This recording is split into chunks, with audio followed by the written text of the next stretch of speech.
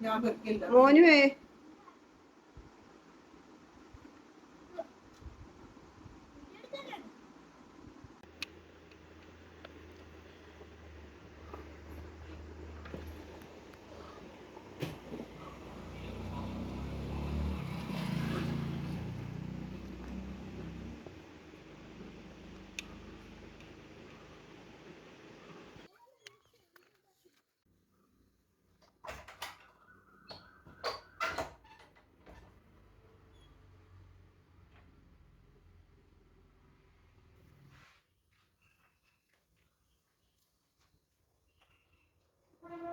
പ്രിയങ്ങളെ, അമ്മക്കിളിയുടെ കൊച്ചു കൊച്ചു വിശേഷങ്ങളിലേക്ക് എല്ലാവർക്കും സ്വാഗതം.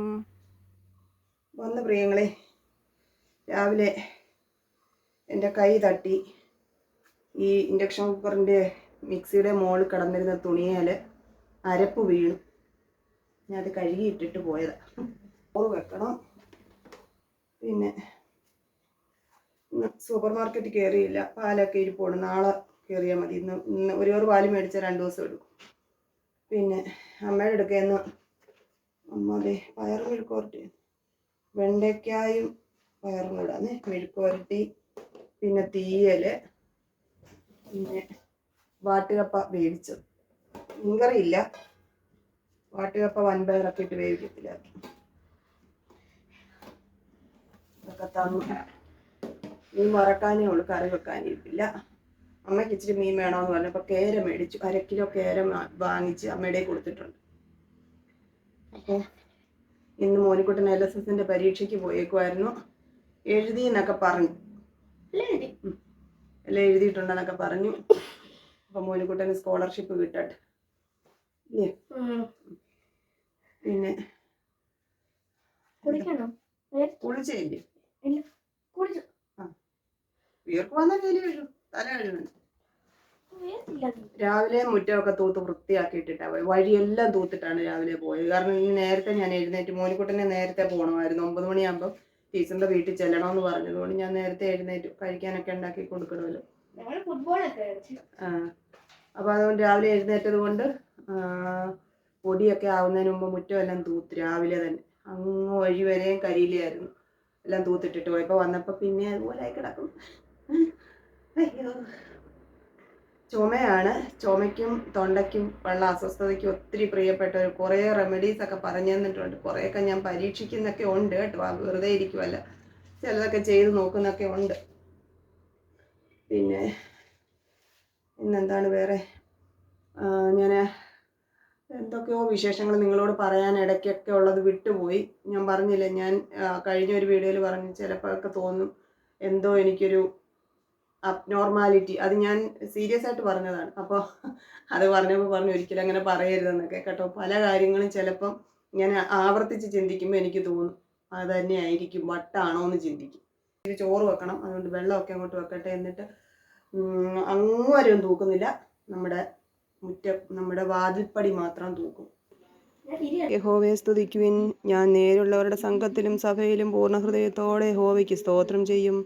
യഹോവയുടെ പ്രവൃത്തികൾ വലിയവയും അവയിൽ ഇഷ്ടമുള്ളവരൊക്കെയും ശോധന ചെയ്യേണ്ടവയുമാകുന്നു. അവൻ്റെ പ്രവൃത്തി മഹത്വവും തേജസ്സുമുള്ളത്. അവൻ്റെ നീതി എന്നേക്കും നിലനിൽക്കുന്നു. അവൻ തൻ്റെ അത്ഭുതങ്ങൾക്ക് ഒരു ജ്ഞാപകമുണ്ടാക്കിയിരിക്കുന്നു. യഹോവ കൃപയും കരുണയുമുള്ളവൻ തന്നെ. തൻ്റെ ഭക്തന്മാർക്ക് അവൻ ആഹാരം കൊടുക്കുന്നു. അവൻ തൻ്റെ നിയമത്തെ എന്നേക്കും ഓർക്കുന്നു. ജാതികളുടെ അവകാശം അവൻ സ്വജനത്തിന് കൊടുത്തതിൽ തൻ്റെ പ്രവൃത്തികളുടെ ശക്തി അവർക്ക് പ്രസിദ്ധമാക്കിയിരിക്കുന്നു. കുളിച്ച് ജപിച്ച് വന്നു. കപ്പയുടെ ടേസ്റ്റ് നോക്കണമെന്നൊരാഗ്രഹം. നോക്കട്ടെ. വാട്ടുകപ്പ വൻപയറിട്ട് വേവിച്ചത്. മീൻകറിയോ ചിക്കനോ വേണം ഇത് കഴിക്കാൻ. അപ്പോഴാണ് സൂപ്പർ. കഴിച്ചു നോക്കട്ടെ.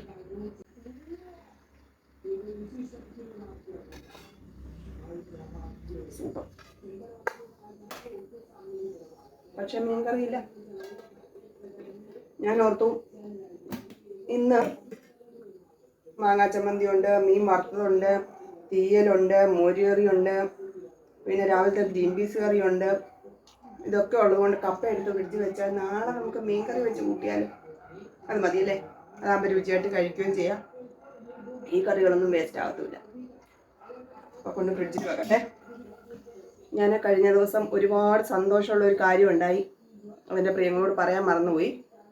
വേറൊന്നുമല്ല, ഞാൻ എപ്പോഴൊക്കെയോ വീഡിയോസിലൊക്കെ പറഞ്ഞിട്ടുള്ള ഒരാളുണ്ട്. ഒത്തിരി എനിക്ക് എന്നെ ഇപ്പം ഈ യൂട്യൂബിലേക്കൊക്കെ വരുന്നതിനും വർഷങ്ങൾക്ക് മുമ്പ് ഞാൻ തകർന്നടിഞ്ഞ് ഒറ്റപ്പെട്ട ഒരവസ്ഥയിൽ എന്നെ മോട്ടിവേറ്റ് ചെയ്ത് ഞാൻ ഇപ്പോഴും ഇങ്ങനെ ജീവിച്ചിരിക്കാൻ ഒരു പരിധിവരെ കാരണമായ ഒരു വ്യക്തിയുണ്ട്. അപ്പം ഞാൻ ആ ആളിനെ പറ്റി പല വീഡിയോസിലും പറഞ്ഞിട്ടുണ്ട്. പക്ഷെ ഇപ്പോൾ ആ വ്യക്തി ഈ ഭൂമിയിലില്ല. എന്നാൽ പോലും ഒരു പ്രസൻസ് എനിക്ക് ഫീൽ ചെയ്യാറുണ്ട് പലപ്പോഴും. കാരണം എന്താ വെച്ചാൽ ഞാൻ ആളുടെ വോയിസ് ഒക്കെ ഫോണിൽ റെക്കോർഡ് ചെയ്ത് ഇപ്പോഴും എൻ്റെ ഫോണിൽ കിടക്കുകയാണ്. നമ്പർ ഫോണിലുണ്ട്. എപ്പോഴും തകർന്ന് തരിപ്പണമാകുന്ന അവസ്ഥയിലൊക്കെ എൻ്റെ മനസ്സിലേക്ക് ഓടിയെത്തുന്ന ഒരു മുഖം എന്ന് പറയുന്നത് ആ ആളിൻ്റേതാണ്. അതുകൊണ്ട് തന്നെ ഈ ഭൂമിയിൽ ഇല്ല എന്നുള്ളത് എന്നെ അങ്ങനെ അലട്ടുന്നില്ല കേട്ടോ. എപ്പോഴൊക്കെയോ കൂടെ ഉണ്ട് എന്ന് തന്നെയാണ് ഇപ്പോഴും എൻ്റെ വിശ്വാസം. ജീവിതത്തിൻ്റെ ഒരു ഘട്ടത്തിൽ ഞാൻ വളരെയേറെ തനിച്ചായിപ്പോയി. ഒരുപാട് ഹരാസ്മെൻറ്റ് പലയിടത്തു നിന്നും ഞാൻ അനുഭവിച്ചു. അത് എൻ്റെ ഇപ്പം ഞാൻ ചിന്തിച്ച എൻ്റെ വളരെ ചെറിയൊരു പ്രായത്തിൽ ഈ പെൺമക്കളുള്ള എല്ലാ അമ്മമാരോടും ഞാൻ പറയാറുണ്ട്, അവർക്കൊരു മാനസികമായിട്ട് എനിക്ക് വിവാഹം വേണം, അങ്ങനെ ഒരു ജീവിതം വേണമെന്ന് ആഗ്രഹം തോന്നുന്ന സമയത്തല്ലാതെ അതിലേക്ക് പറഞ്ഞു വിടുക എന്ന് പറയുന്നത് പിന്നീട് ഭയങ്കര പ്രശ്നങ്ങൾ സൃഷ്ടിക്കും. അല്ലെങ്കിൽ തന്നെ നമ്മൾ രണ്ടുപേരും വ്യത്യസ്ത ചുറ്റുപാടുകളിൽ നിന്നൊക്കെ വരുന്നവർ ഒന്നിച്ചു പോകാൻ ബുദ്ധിമുട്ടാണ്. എന്നാൽ പോലും എൻ്റെ അനുഭവം കൊണ്ട് ഞാൻ പറഞ്ഞ കാര്യങ്ങളാണ്. ഒരു 10-25 വയസ്സുള്ള സമയത്ത് എൻ്റെ മുത്തിനന്ന് 4 വയസ്സായി.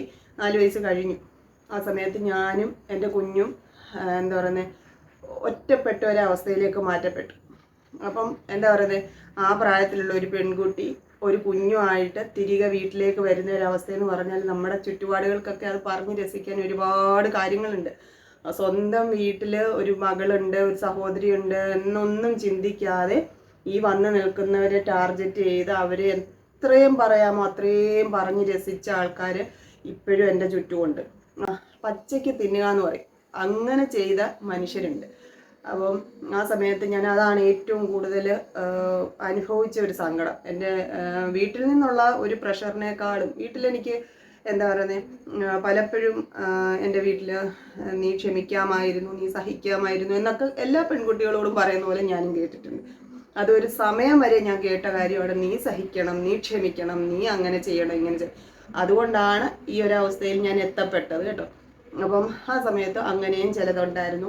എന്നാൽ പോലും ഞാൻ ഏറ്റവും കൂടുതൽ സ്ട്രഗിൾ ചെയ്തത് ഈ പുറത്തു നിന്നുള്ള ഈ ഒരു എന്താ പറയുന്നത് അവഹേളനം ഉണ്ടല്ലോ. തനിച്ച് ജീവിക്കേണ്ടി വരുന്ന ഒരു പെൺകുട്ടി, അത് ആ ഒരു അവസ്ഥയിൽ എത്തപ്പെടുന്ന ഏതെങ്കിലും ഒരു വീട്ടിൽ ഉള്ള മനുഷ്യർക്ക് മാത്രമേ അവരുടെ വേദന എന്താണെന്ന് മനസ്സിലാകത്തുള്ളൂ. അപ്പം അങ്ങനെയൊക്കെ ഞാൻ തകർന്നടിഞ്ഞ ഒരു സമയം ഉണ്ടായിരുന്നു.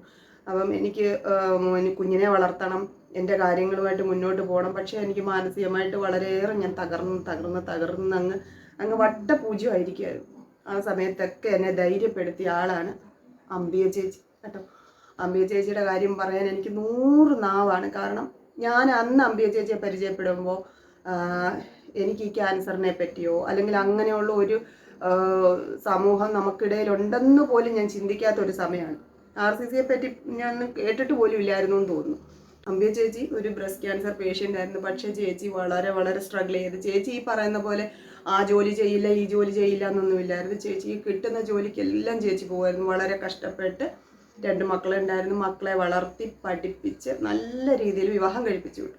അതിനുശേഷവും ചേച്ചിയുമായിട്ട് ഞാൻ കോണ്ടാക്ട് ഉണ്ടായിരുന്നു. ലാസ്റ്റ് ചേച്ചിക്ക് സുഖമില്ലാതൊക്കെ വന്ന സമയത്ത് ഞങ്ങൾ RCC വെച്ച് കണ്ടു. അപ്പം അതൊക്കെ എൻ്റെ ജീവിതത്തിൽ എനിക്ക് ഒരിക്കലും അങ്ങനെ നമ്മൾ മരണം വരെ ചിലപ്പോൾ മരിച്ചതിന് ശേഷവും മറക്കാത്ത ചില മുഖങ്ങളിലൊന്ന് അമ്പിയ ചേച്ചിയുടേതാണ്. ആ സമയത്തൊക്കെ ഞാനും അമ്പിയ ചേച്ചി അന്ന് എൻ്റെ അഡ്വക്കേറ്റിൻ്റെ ഗുമസ്തയായിരുന്നു. അപ്പോൾ ചേച്ചിയാണ് എന്നെ കോടതിയിൽ കൊണ്ടുപോകുന്നത്. കോടതിയിലേക്കൊന്ന് ഉള്ള ഒരു ഡേറ്റ് എടുക്കുമ്പോൾ എനിക്ക് വെപ്രാളമാണ്. അപ്പോൾ ആ സമയത്ത് ചേച്ചിയാണ് എന്നോടൊപ്പം വരുന്നത്. എൻ്റെ കൂടെ ഞാൻ ചേച്ചിയുടെ കയ്യിൽ ഇങ്ങനെ ചേർത്ത് പിടിച്ചാണ് ചേച്ചി എന്നെ കൊണ്ടുപോകുന്നത്. അന്ന് എന്താ പറയുന്നത് കൂടെ വരാൻ അമ്പിയ ചേച്ചി മാത്രമേ ഉള്ളായിരുന്നു.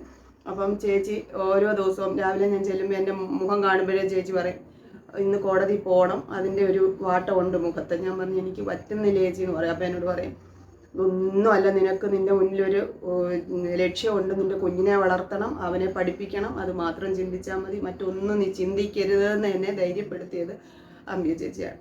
പക്ഷെ ആ സമയത്ത് ഞാൻ തളർന്ന് എനിക്ക് വേറെ ഒന്നും ചിന്തിക്കാനില്ലായിരുന്നു. അന്ന് ഞാൻ പലപ്പോഴും ആത്മഹത്യയെപ്പറ്റി, എൻ്റെ കുഞ്ഞിനെ ഇല്ലാതാക്കുന്നതിനെ പറ്റിയൊക്കെ ഞാൻ ചിന്തിച്ചിട്ടുണ്ട്. ഇപ്പം ഞാനത് പറയുമ്പോൾ എനിക്ക് എത്ര വലിയ തെറ്റാണ് ഞാൻ ചെയ്തതെന്ന് ഇപ്പം ഞാൻ ഓർക്കാറുണ്ട് കേട്ടോ. പക്ഷെ അന്ന് അങ്ങനെ ചെയ്യാതിരിക്കാൻ ഒരു കാരണക്കാരി അമ്പിയ ചേച്ചിയാണ്.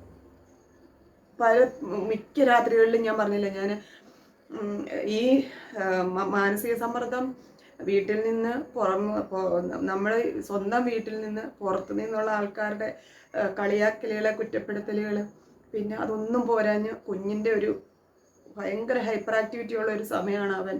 എല്ലാ ദിവസവും സ്കൂളിൽ നിന്ന് കംപ്ലൈൻറ്റ് പറയും. ഇതൊക്കെ എനിക്ക് ഓരോ ദിവസവും തരണം ചെയ്യാൻ ഞാൻ വളരെയേറെ പാടുപെട്ടിട്ടുണ്ട്. അപ്പോൾ ആ രാത്രികളിലൊക്കെ ഞാൻ ഓർക്കാറുണ്ട്, ഇന്നിതൊക്കെ അങ്ങ് അവസാനിപ്പിച്ചാലും ഇന്നുകൂടി മതിയെന്ന് വരെ ചിന്തിച്ച സമയങ്ങളുണ്ട്. അപ്പം അതിൽ നിന്നൊക്കെ ഞാനിപ്പോൾ എൻ്റെ മോനുകുട്ടനും കൂടി അമ്മയായി ഞാൻ 2 മക്കളെ വളർത്തി ഇങ്ങനെ ജീവിക്കുന്നെങ്കിൽ ഇപ്പോൾ അതിലേറെ വലിയൊരു പ്രതിസന്ധിയോട് പൊരുതി ഇങ്ങനെയൊക്കെ ജീവിക്കുന്നതിൽ ഒരു വളരെ വലിയ പങ്ക് അമ്പിയ ചേച്ചിക്കുണ്ട് കേട്ടോ. അപ്പോൾ ഇന്ന് ഞാൻ അമ്പിയ ചേച്ചി പോയ കാര്യമൊക്കെ ഞാൻ പറഞ്ഞില്ല, ഞാൻ അങ്ങനെ ഓർക്കാറേ ഇല്ല. ചേച്ചി ഭൂമിയിലില്ല എന്നുള്ള ഒരു ചിന്ത ഞാൻ അങ്ങനെ ഓർക്കാറില്ല.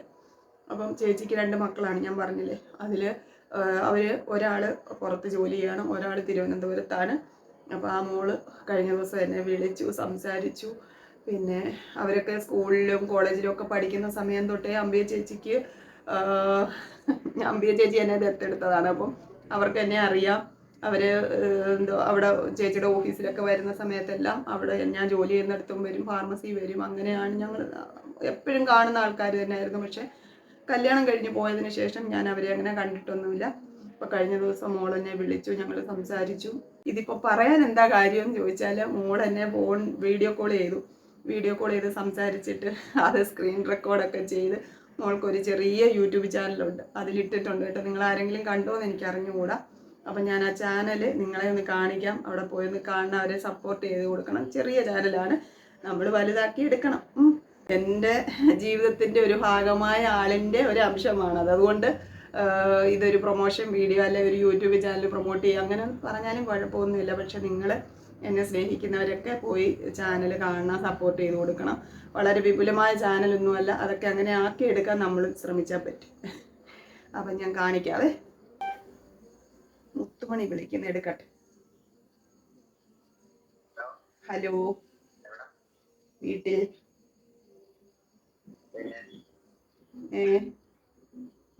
എവിടാ?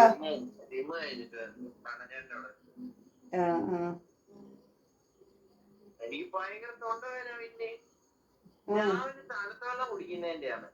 വെള്ളം ഇരുന്ന് തണുക്കും അമ്മേ, തണുത്ത ഐശ്വട്ട പോരാ. അപ്പൊ എടുത്ത് കുടിക്കുന്നേ, രാവിലെ ഒക്കെ തിളപ്പിച്ച് കുടിക്കാൻ സമയം കിട്ടിയില്ലല്ലോ എനിക്ക്. അതിന് രാവിലെ എഴുന്നേക്കണമല്ലോ. ഒരു ദിവസം എണീറ്റില്ലെന്നല്ലേ ഉള്ളൂ, 2 ദിവസം എണീക്കാൻ പറ്റിയില്ല രാവിലെ. ഞാൻ നേരത്തെ കിടക്കുന്നത്. ഇതാണ് നമ്മുടെ ആതിരക്കുട്ടിയുടെ ചാനൽ, നവനീതം ഹോംലി വ്ലോഗ്സ്. അതിനകത്ത് കഴിഞ്ഞ ദിവസം ചെയ്ത വീഡിയോയാണ്.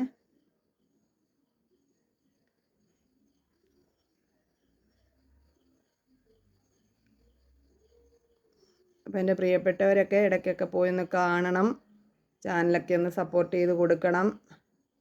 ചെറിയ ചാനലാണെന്ന് കരുതി ഉപേക്ഷ വിചാരിക്കരുത്. നമുക്ക് കണ്ടോ നമ്മൾ ചിരിച്ചോണ്ടിരിക്കുന്ന കണ്ടോ.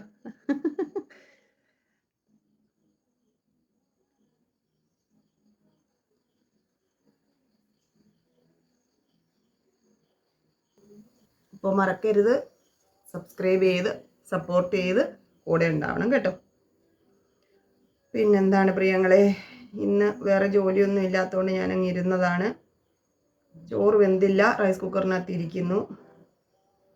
പിന്നെ മോനുകുട്ടൻ്റെ പരീക്ഷയൊക്കെ കഴിഞ്ഞതുകൊണ്ട് ആ ഒരു ടെൻഷൻ കഴിഞ്ഞു.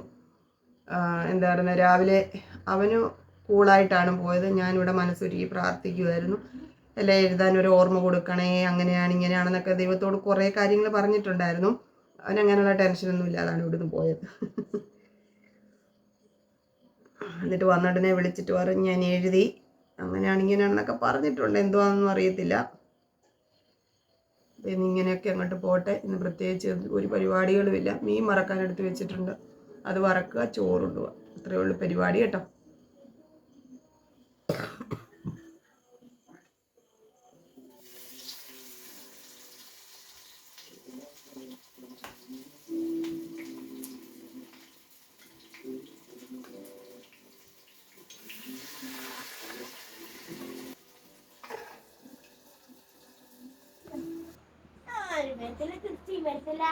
അതിന്റെ ഇന്നെന്തോ നിങ്ങളെന്തോ വല്ല കണ്ടെത്തി പണിക്ക് വന്നു പോയി സ്കൂളിലെ പരീക്ഷ എഴുതാൻ പോയി തിരിച്ചു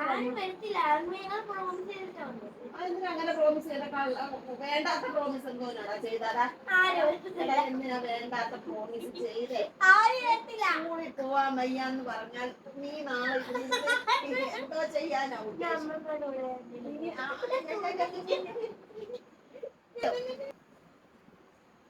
സ്കൂളിൽ പോകണം എനിക്ക് തന്നെ ടീച്ചർമാരൊക്കെ എനിക്ക് കൂട്ടുകാരൊക്കെ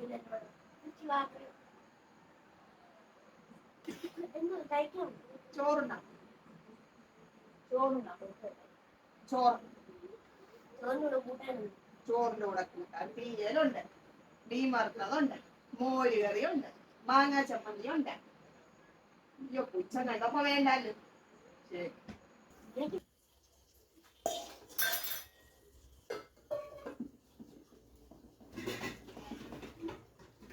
നമ്മൾ രാവിലെ കുഞ്ഞിനപ്പോ ഗ്രീൻ പീസ് കറിയായിരുന്നു 3-4 അപ്പം വിരിപ്പുണ്ട് 3 കൂട്ടി നല്ലതാ കഴിക്കുന്നത് കേട്ടോ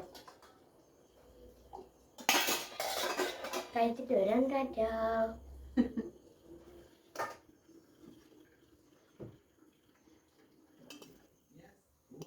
ചോറുണ്ണാൻ പ്രിയങ്ങളെ ചോറ് ഞാൻ മോനിക്കുട്ടൻ കഴിക്കാനിരുന്നപ്പോഴാണ് ചോറ് വാർത്തിട്ടത് കഴിച്ചു കഴിഞ്ഞു കേട്ടോ 2-3 കുഞ്ഞിനപ്പവും ഗ്രീൻ പീസ് കറി ചോറുണ്ടാൻ വേണ്ടി ഞാൻ എടുത്ത് വെച്ചതാണ് അതും കൂട്ടി ഞാൻ കഴിച്ചു പിന്നെ ഈ കൂട്ടാനൊക്കെ ഉണ്ടല്ലോ അതുകൊണ്ട് ഞാനങ്ങ് ക്ഷമിച്ചു ഇന്നലത്തെ നമ്മുടെ മാങ്ങ ചമ്മന്തി എടുത്തു മുരിങ്ങയ്ക്കയും വെണ്ടയ്ക്കയും ഒക്കെ ഇട്ട തീയലാണ് കേട്ടോ